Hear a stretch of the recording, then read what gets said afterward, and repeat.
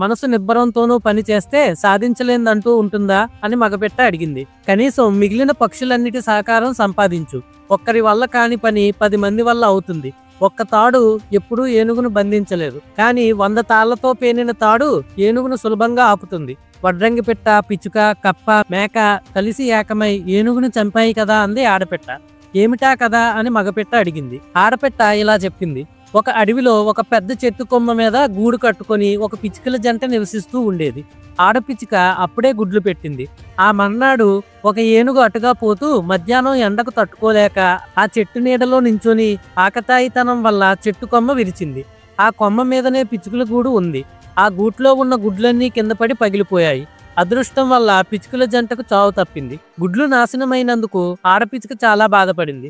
దాని బాధలు విని పక్కనే ఉంటున్న దాని స్నేహితురాలు వడ్రంగి పెట్ట వచ్చి బాధకు కారణం తెలుసుకొని, పిచ్చిదానా, ఏడ్చి లాభమేంటి?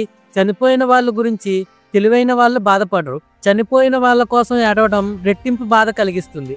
చేతనైనంత వరకు వారి చావుకు ప్రతీకారం తీర్చుకోవాలి అంది. దానికి ఆడపిచ్చుక, అదంతా నిజమే, కానీ ఈ చెడ్డ ఏనుగు కేవలం పొగరబోతుతనం వల్ల నా పిల్లల ప్రాణాలు తీసింది. నువ్వు నిజమైన స్నేహితురాలువే అయితే ఈ రాక్షసి ఏనుగును చంపే ఉపాయం ఆలోచించు అంది. మనకి కష్టకాలంలో సహాయం చేసేవాడే స్నేహితుడు. మంచి సమయాల్లో అందరూ స్నేహితులే. కలిసిరాని కాలంలో తోడుగా నిలిచిన వాడే మంచివాడు. నా స్నేహం ఎలాంటిదో త్వరలోనే చూపిస్తాను. వీణారావం అనే నా 9 స్నేహితురాలని తెస్తాను. ఏనుగును చంపే మార్గం అది చెప్తుంది అంది వడ్రంగి పెట్ట. ఆడపిచ్చుకను వెంటబెట్టుకుని వడ్రంగి పెట్ట తుమ్మెద దగ్గరికి వెళ్ళింది. జరిగిన అన్యాయం చెప్పి ఏనుగును చంపే ఉపాయం నువ్వు చెప్పాలి అంది. అయ్యో పాపం, ఈమెకు ఇంత కష్టం కలిగిందా? మేఘదూత అనే కప్ప నాకు మంచి స్నేహితుడు, అతనితో కూడా మాట్లాడదాం. మంచి కోరే వాళ్ళను, మంచి వాళ్ళను, రాజనీతి తెలిసిన వాళ్ళను, జ్ఞానం ఉన్న వాళ్ళను అడిగి చేసే పనులు ఫలిస్తాయి అంటారు అంది తుమ్మెద.